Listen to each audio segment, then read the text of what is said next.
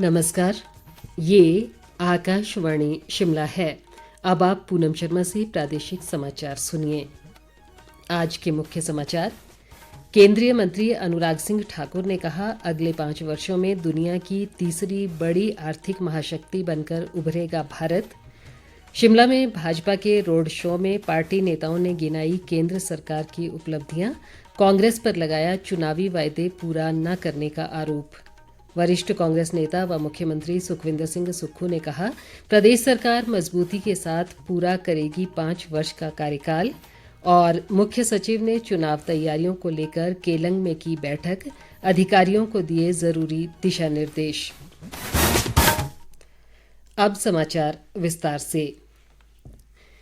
प्रदेश में 1 जून को होने वाले लोकसभा चुनाव व 6 सीटों के विधानसभा उपचुनाव के लिए प्रचार लगातार तेज हो रहा है।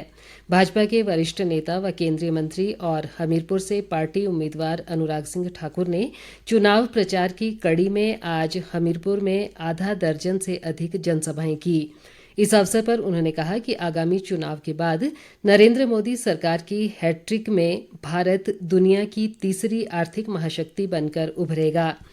अनुराग सिंह ठाकुर ने कहा कि इन चुनावों में कांग्रेस की हार तय है और कांग्रेस हार का ठीकरा ईवीएम पर फोड़ने की तैयारी कर रही है। उन्होंने कहा कि विपक्ष लोगों को गुमराह करता है, लेकिन आंकड़ों के अनुसार वर्तमान में देश में रोजगार बढ़ा है और बेरोजगारी दर घटी है। अनुराग सिंह ठाकुर ने कहा कि कांग्रेस पार्टी हमेशा तुष्टिकरण और वोट बैंक की राजनीति की पोषक रही है।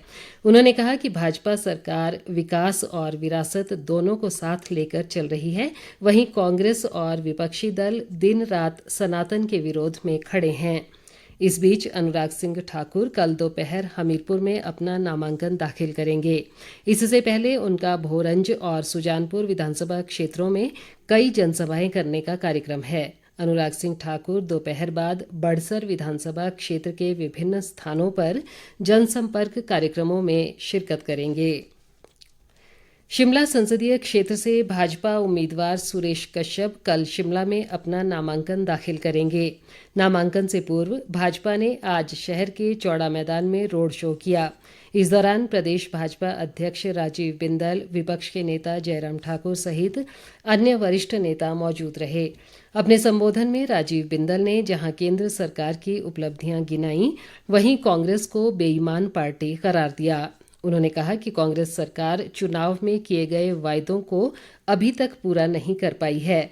इस अवसर पर जयराम ठाकुर ने कहा कि प्रदेश में दुख की सरकार चल रही है और ये सरकार जनता की नज़र में गिर गई है। उन्होंने कहा कि पिछले 10 वर्ष के कार्यकाल में भारत ने एक ऐतिहासिक विकास यात्रा देखी है, जिसे आगे भी जारी रखना जरूरी है। पार्टी प्रत्याशी सुरेश कश्यप ने भी जनसभा को संबोधित किया और देश में एक बार फिर मोदी सरकार बनने का दावा किया। कांग्रेस के वरिष्ठ नेता व मुख्यमंत्री सुखविंदर सिंह सुक्खू ने आज कांगड़ा संसदीय क्षेत्र के ज्वालामुखी में चुनाव प्रचार किया। खुंडिया में एक जनसभा में उन्होंने कहा कि वर्तमान राज्य सरकार को कोई खतरा नहीं है और सरकार अपना कार्यकाल पूरा करेगी। उन्होंने कहा कि ये चुनाव लोकतंत्र को बचाने का चुनाव है, जिसे कांग्रेस पार्टी अकेले नहीं लड़ सकती है, लेकिन जन बल के सहारे पार्टी द्वारा धन बल को जवाब दिया जाएगा। भाजपा पर आरोप लगाते हुए मुख्यमंत्री ने कहा कि विपक्ष ने नोट के दम पर सरकार को गिराने का षड्यंत्र रचा और उनके इस्तीफे की भी अफवाहें फैलाई गईं। उन्होंने कहा कि वर्तमान राज्य सरकार ने भ्रष्टाचार के चोर दरवाजों को बंद कर 15 महीने में 2,200 करोड़ रुपए का अतिरिक्त राजस्व कमाया है। कांगड़ा से कांग्रेस उम्मीदवार आनंद शर्मा सहित अन्य नेता इस दौरान मौजूद रहे। भाजपा नेता व राज्यसभा सांसद हर्ष महाजन ने कहा है कि 1.5 वर्ष के कार्यकाल में प्रदेश कांग्रेस सरकार पूरी तरह विफल रही है।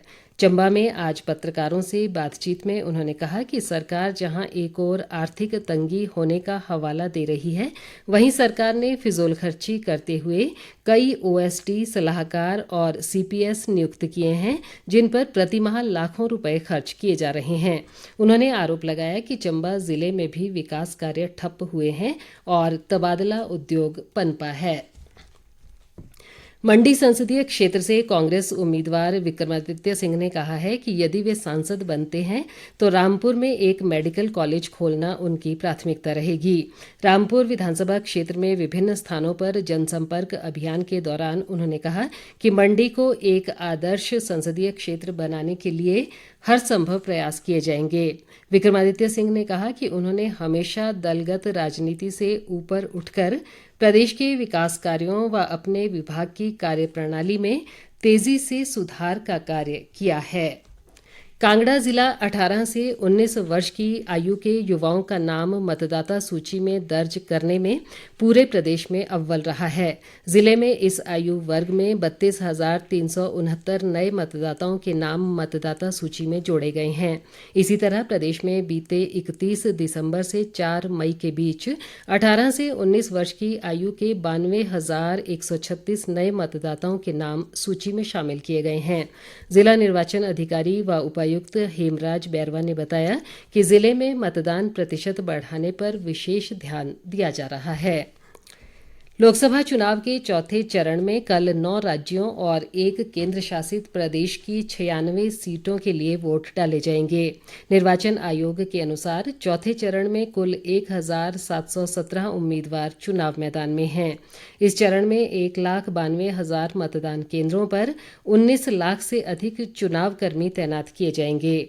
मतदान सुबह 7 बजे से शुरू होकर शाम 6 बजे तक चलेगा। मुख्य सचिव प्रबोध सक्सेना ने चुनावों को स्वतंत्र और निष्पक्ष ढंग से निपटाने के लिए निर्वाचन प्रक्रिया में जुड़े अधिकारियों व कर्मचारियों से ईमानदारी व कर्तव्य निष्ठा से कार्य करने को कहा है। केलंग में एक बैठक के दौरान उन्होंने चुनाव अधिकारियों को चुनावी खर्च से संबंधित सभी घटकों की पूरी गहनता से जांच करने और निगरानी दस्तों का प्रभावी कार्यान्वयन सुनिश्चित बनाने के निर्देश दिए। लाहौल स्पीति के उपायुक्त व जिला निर्वाचन अधिकारी राहुल कुमार ने कहा कि स्वतंत्र व निष्पक्ष चुनाव के लिए जिले में सभी जरूरी कदम उठाए गए हैं। उन्होंने बताया कि जिले में 1 जून को लोकसभा चुनाव और विधानसभा उपचुनाव के लिए 92 मतदान केंद्रों के माध्यम से 25,000 से अधिक मतदाता अपने मताधिकार का प्रयोग कर सकेंगे। कुल्लू जिले में लोकसभा चुनाव स्वतंत्र, निष्पक्ष और शांतिपूर्ण ढंग से करवाने के लिए सभी आवश्यक प्रबंध किए गए हैं। जिला निर्वाचन अधिकारी व उपायुक्त तोरुल एस रवीश ने बताया कि जिले में राजनीतिक दलों व उम्मीदवारों के चुनावी खर्च पर भी कड़ी नजर रखी जा रही है।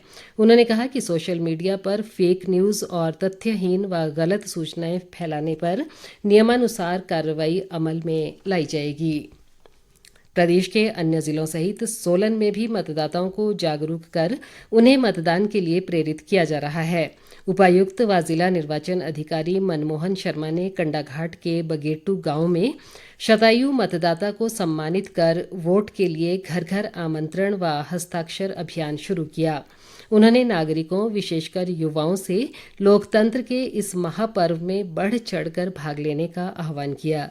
इधर शिमला जिला निर्वाचन विभाग और महिला व बाल विकास विभाग की ओर से जिले की सभी गर्भवती व धात्री महिलाओं को 1 जून को मतदान करने का निमंत्रण दिया गया है। शिमला के अतिरिक्त उपायुक्त अभिषेक वर्मा ने बताया कि मतदान प्रक्रिया में इन महिलाओं की पूरी भागीदारी सुनिश्चित बनाने के उद्देश्य से ये पहल की गई है। युवा पीढ़ी को वनों के महत्व के प्रति जागरूक करने के लिए चंबा जिले के डलहौजी वन मंडल ने विशेष कैच द यंग अभियान शुरू किया है। इसके तहत वन मंडल डलहौजी के विभिन्न सरकारी व निजी स्कूलों और कॉलेजों के करीब 30,000 विद्यार्थियों को जंगल की आग के हानिकारक प्रभावों के बारे में जागरूक किया जा रहा है। डलहौजी के वन मंडल अधिकारी रजनीश महाजन ने बताया कि पौधरोपण और वन संरक्षण के प्रति युवा पीढ़ी के प्रयासों से भविष्य में पर्यावरण संरक्षण के क्षेत्र में सकारात्मक परिणाम आने की अपेक्षा है।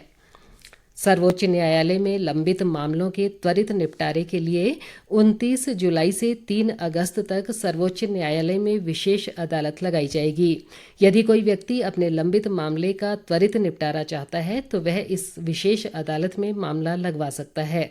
हमीरपुर जिला विधिक सेवाएं प्राधिकरण के सचिव असलम बेग ने बताया कि अदालतों में लंबित विभिन्न मामलों के त्वरित निपटारे के लिए लोक अदालत एक अच्छा माध्यम है। लोक अदालत में कई मामलों का निपटारा आपसी समझौते के आधार पर तत्काल किया जाता है। अंत में मुख्य समाचार एक बार फिर। केंद्रीय मंत्री अनुराग सिंह ठाकुर ने कहा, अगले 5 वर्षों में दुनिया की तीसरी बड़ी आर्थिक महाशक्ति बनकर उभरेगा भारत। शिमला में भाजपा के रोड शो में पार्टी नेताओं ने गिनाई केंद्र सरकार की उपलब्धियां। कांग्रेस पर लगाया चुनावी वायदे पूरा न करने का आरोप।